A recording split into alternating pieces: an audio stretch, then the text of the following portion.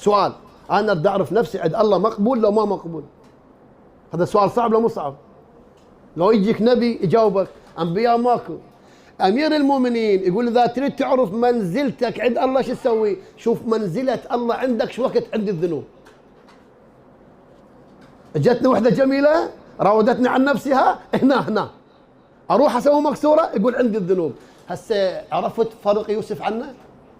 زليخه امراه جميله وصاحبه السلطان وجمالها بارع، وراودته عن نفسها. ايش قال؟ ربي السجن احب الي مما يدعونني. مو بس هي جابت وياها اجمل جميلات مصر. عند الذنب ايش قال؟ يا ترى هسه انت اذا تجيك وحده عوبه تتحرش بك شو تسوي؟ يا الله يا الحسين يا الله.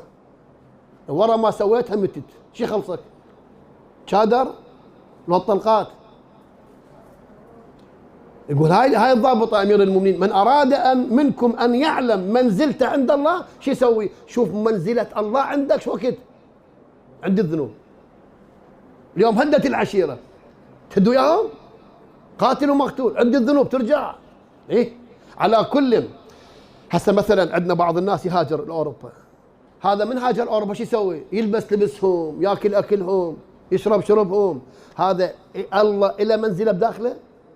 عندنا بعض الرجال مرته مشلتحه وطالعه ما ينكر، هذا الله الى منزله بداخله. افهم عد الذنوب المفروض تتجلى. لذلك ورد في الحديث من اراد ان يعرف منزلته عند الله فلينظر منزله الله عنده. لذلك الامام يقول يعني بمعرفه المنزله عند الذنوب. بعد من الموارد اللي تقربنا الى الله هو التقرب الى الله في الثلث الاخير من الليل. الله يا صلاة الليل ايش قد نادى بها المشرع، ومن الليل فتهجد به نافلة لك عسى أن يبعثك ربك مقاما محمودا. ذلك عندنا في الرواية عن حديث قدسي الله يخاطب موسى يقول له يا موسى كذب من زعم أنه يحبني فإذا جن الليل نام عن مناجاتي. أقول هسه أسألك سؤال، تحب الله تعالى شو تقول لي؟ إيه الدليل على أنك صادق لو كاذب شنو؟ صلاة الليل. أي واحد يقول أحب الله وما يصلي صلاة الليل كذاب. هكذا وصفه الله تعالى. قل لي إذا واحد مزوجينه وزوجة جديدة وحلوة يسهر بالليل لو ما يسهر؟ شامو هذا الخالق الجميل الجمال المطلق. لا هسه بعض شبابنا لعبة يسهر الليل كله. قل له بشرفك مو كان اللعبة صلي صلاة الليل، يقول لك ما أقدر. سلب التوفيق والعياذ بالله. زين الإمام الرضا يقول سئلوا ما بال المصلين في الليل وجوههم مشرقة؟ قال عليه السلام لأنهم خلوا مع الله فأفاض عليهم من نوره. خلوة من مع الله. زين على كل.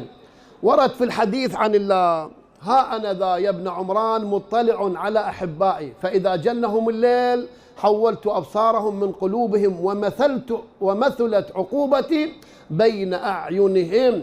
لذلك نجد أحباب الله تعالى ما ممكن ينام إلا ويصلي في جوف الليل، خصوصا إذا كان في الهزع الأخير من الليل.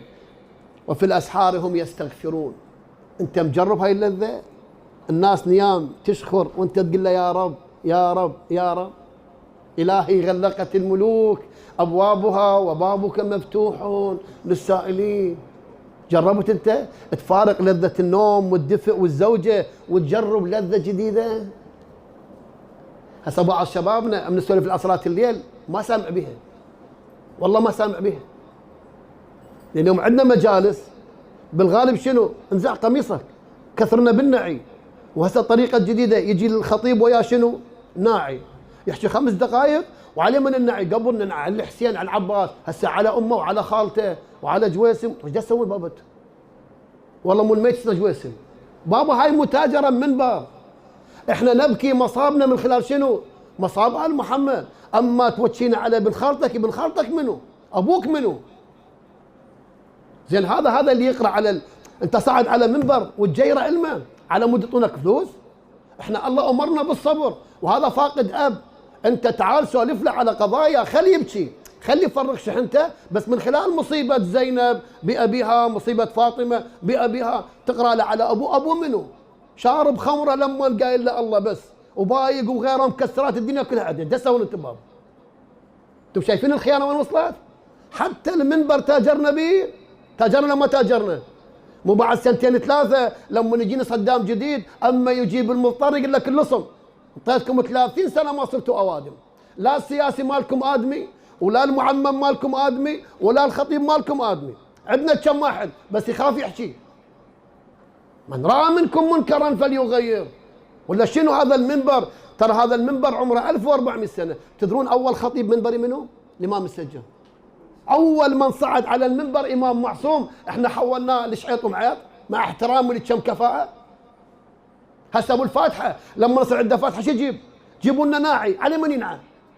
على من ينعى؟ والعباس ابو فاضل اي ثواب ماكو؟ الاعمال بالنيات.